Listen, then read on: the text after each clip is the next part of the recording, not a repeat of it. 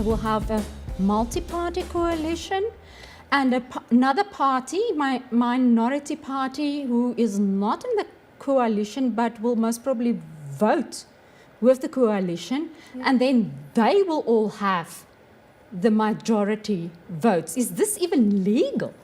I think in the situation it's allowable. It's sort of within the bounds of, it has to be within the rules. I think the situation is infinitely preferable to having to go back to the polls and vote again. So I think that's really what we want to avoid.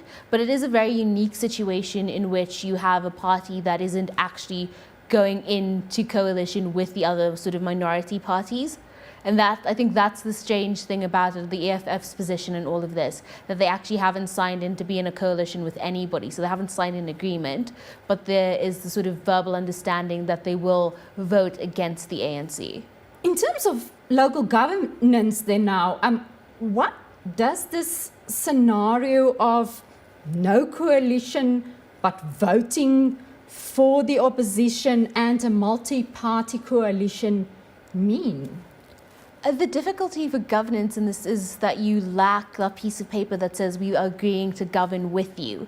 It means that if I require your vote before I can get a budget passed, that the budget has to meet your requirements and it has to fulfill certain needs that you have before I can get your votes to actually get it passed. So that's a bit of an advantage for a party that wants to see certain things pass through, but it's also a disadvantage for governance in that you can drastically slow governance down.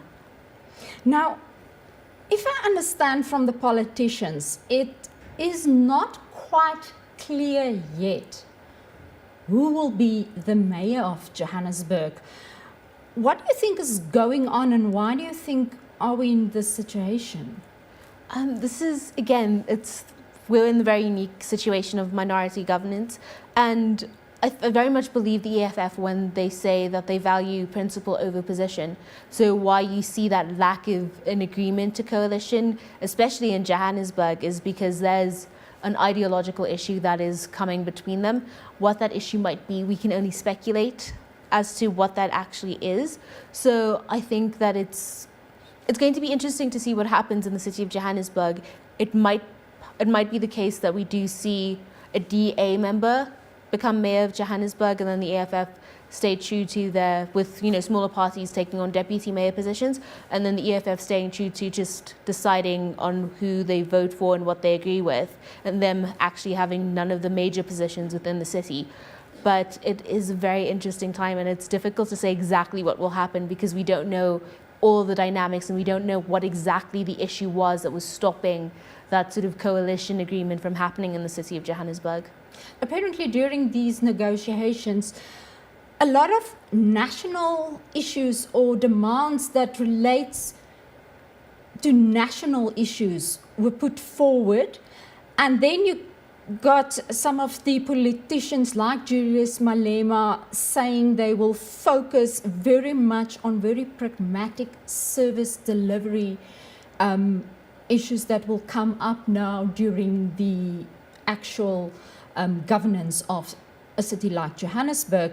What do you think will this now mean for service delivery in Johannesburg going forward?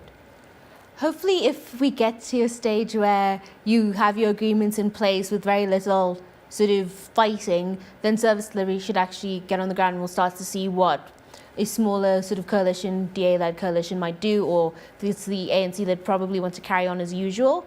But if you do end up in a position where, again, because you have these ideological differences, there are disagreements on what budget spending should go onto, you could drastically slow down service delivery, simply because you might have a party that feels you need to do more for Alexandria, for instance, and not do as much for the wealthier suburbs. So you maybe see a slowdown in refuse removal in the wealthier suburbs because you've swapped your focus to another area, or you may see less maintenance being done on the electricity grid in a wealthier area because you're spending all your money providing electricity to a small. So there has to be a balance, and I think that might be difficult to achieve, especially when smaller parties' primary focus is getting their constituents happy.